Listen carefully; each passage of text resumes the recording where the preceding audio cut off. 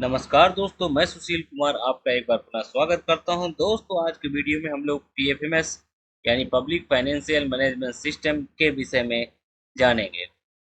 दोस्तों, पीएफएमएस जो है वो भारत सरकार वित्त मंत्रालय की वेबसाइट है। इसमें पंचायती राज विभाग हो, स्वास्थ्य विभाग हो, शिक्षा विभाग हो, ढेर सारे विभाग हैं, इस पर काम करते हैं। तो पीएफएमएस पर जो भुगतान प्रक्रिया है वो पीपीए के माध्यम से भी होता है और डीएससी के माध्यम से भी होता है, अर्थात डोंगल के माध्यम से ही होता है। दोनों ही माध्यम से भुगतान करने से पहले पीएफएमएस पर जो वन टाइम प्रोसेस है उसको करना होता है। वो वन टाइम प्रोसेस क्या होता है, कैसे करना है, उसी की समान जानकारी के लिए यह वीडियो है। तो हम लोग आगे देखते हैं।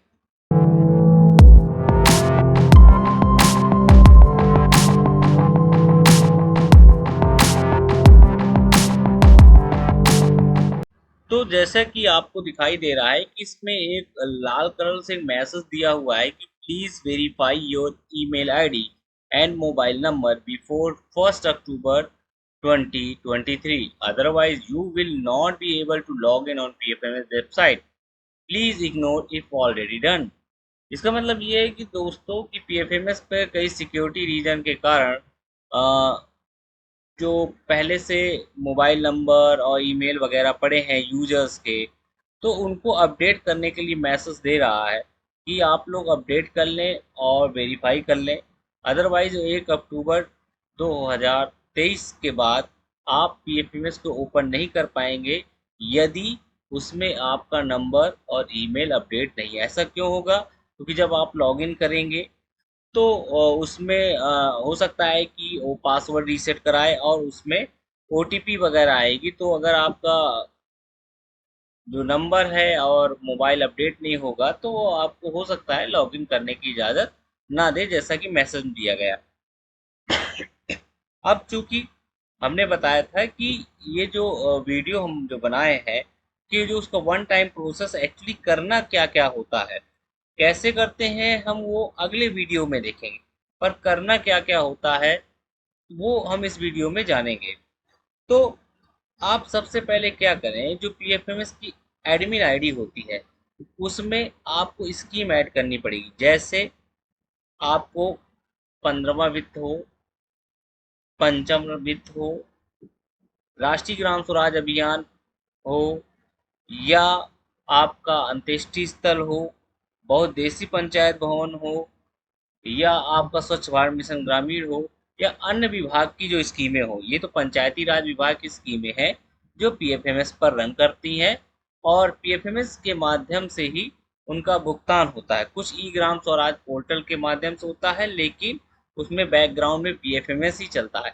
तो प्रोसेस सबका एक है कि आपको स्कीम ऐड करना होगा, और जब हम स्कीम ऐड करते हैं तो उसमें अकाउंट भी ऐड होता है। तो स्कीम और अकाउंट को पीएफएमएस की आईडी से ऐड करते हैं। अब जो हम स्कीम ऐड करते हैं, अकाउंट ऐड करते हैं, तो उसको अप्रूव करना होता है। तो उसमें जब हम लोग ऐड करते हैं तो उसमें फंडिंग एजेंसी पूछता है। फंडिंग एजेंसी का मतलब है कि पैसा किसके द्वारा दिया जा रहा है। ग्राम पंचायत के द्वारा दिया जा रहा है, सॉरी, पैसा किसके द्वारा दिया जा रहा है, जो जनपद है उसके द्वारा ग्राम पंचायत को दिया जा रहा है, या राज्य के द्वारा सीधा पैसा भेजा जा रहा है। जैसे 15वां वित्त आयोग का हो, पंचम राज्य वित्त आयोग का हो, तो वहां पर फंडिंग एजेंसी को हम लोग, जो डिपार्टमेंट है, राज्य का डिपार्टमेंट है, जो स्टेट गवर्नमेंट पे जो डायरेक्टरेट्स होते हैं, उसको हम लोग चूज करते हैं। लेकिन जैसे राष्ट्रीय ग्राम स्वराज अभियान स्कीम हो गई, तो वहां पर जो लिमिट है वो जनपद के द्वारा ग्राम पंचायत को दी जाती है। इसका मतलब ये है कि वहाँ पर फंडिंग एजेंसी हम लोग जो जनपद की एजेंसी है उसको बनाते हैं। तो करते क्या है, पीएफएस की एडमिन आईडी से स्कीम और अकाउंट को ऐड करते हैं, उसको अप्रूव करते हैं। ठीक है, फिर इसके बाद क्या करेंगे, फिर जो फंडिंग एजेंसी है वो लिमिट जारी करेगी संबंधित एजेंसी, जैसे कि ग्राम पंचायत के द्वारा पंचायती राज विभाग में जो है भुगतान किया जाता है। तो यहाँ पर ग्राम पंचायत एजेंसी हो गई और फंडिंग एजेंसी जो जनपद होगा या राज्य होगा, वो उनको लिमिट अर्थात धनराशि को जो है वो जारी करेगी। जो लिमिट जारी करेगी और जो उसका एक्सपेंडिचर सेट किया जाता है लिमिट पर, उतना ही भुगतान वो कर सकती है। यहाँ पर अलग अलग स्कीम के लिए अलग अलग तरीके से काम होता है, क्योंकि अगर हम 15वें वित्त आयोग और पंचम राज वित्त आयोग, अर्थात वह भुगतान जो ई ग्राम स्वराज पोर्टल के माध्यम से होता है, वहाँ पर जो फंड को रिसीव ई ग्राम स्वराज में किया जाता है, वो ही पीएफएमएस पर लिमिट आपकी हो जाती है। वहीं हम राष्ट्रीय ग्राम स्वराज अभियान की बात करें या हम स्वच्छ भारत मिशन ग्रामीण की बात करें, तो यहाँ पर सीधा वहाँ पर वाउचर रिसीव किया जाता है और यहाँ पर लिमिट केवल आपको राइट कर देनी है, लिमिट एक तरीके से जारी कर देनी है। तो उसमें ई ग्राम स्वराज के माध्यम से जो रिसीव वाउचर होता था तो वो लिमिट होती थी, और जो हम राष्ट्रीय ग्राम स्वराज अभियान और इसकी बात करें स्वच्छ भारत मिशन ग्रामीण की, तो जो लिमिट जनपद से दे दी गई तो वो लिमिट होती। लिमिट मतलब 1 रुपया धनराशि लिख दी, 1 लाख रुपए, 1.5 लाख रुपए, 2 लाख रुपए, उसको लिख कर उसको जारी कर दिया। तो उसी में एक्सपेंडिचर लिमिट भी तय होती है। मान लीजिए 2 लाख रुपए दिया और एक्सपेंडिचर लिमिट में 1.5 लाख लगा दी, तो वो 1.5 लाख रुपए तक का ही भुगतान एजेंसी कर पाएगी। अब लिमिट जारी कर दी तो उसके बाद क्या करेंगे, जो एडमिन आईडी है उसमें वेंडर का रजिस्ट्रेशन करेंगे। पीएफएमएस पे होता क्या है कि वेंडर किसी ने एक बार अगर रजिस्टर किया हुआ है तो पूरे भारत में कहीं पर भी पीएफएमएस पे जो एक बार किया गया है तो दोबारा उसको रजिस्टर करने की ज़रूरत नहीं है, केवल उसे मैप कराना होता है। क्योंकि जैसे आप रजिस्टर करेंगे तो बता देगा का जो वेंडर है या उसका अकाउंट है वो ऑलरेडी एग्जिस्ट है, तो आप उसको मैप करेंगे। तो ये एक अच्छी चीज़ होती है।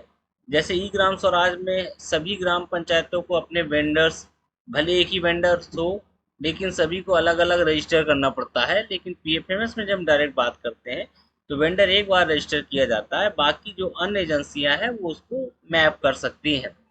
साथ ही एडमिन आईडी से डेटा ऑपरेटर और डेटा अप्रूवल जो यूजर है उसका निर्माण किया जाता है। यहाँ पर बता दें, एडमिन आईडी से कुछ प्रोसेस होते हैं वन टाइम, लेकिन जो बाउचर बनेगा वो डेटा ऑपरेटर के द्वारा बनेगा, और जो उसका फाइनल अप्रूवल होगा अर्थात डीएससी लगाएगा वो डेटा अप्रूवल के द्वारा होगा। तो डेटा ऑपरेटर जो है वो बाउचर बनाएगा और डेटा अप्रूवल फाइनल डीएससी लगाएगा। तो पीएफएमएस में जो राष्ट्रीय ग्राम स्वराज अभियान स्कीम है और या आपकी स्वच्छ भारत मिशन ग्रामीण स्कीम है, तो इसमें डीएससी के द्वारा पेमेंट होता है। डीएसटी मतलब डिजिटल सिग्नेचर द्वारा।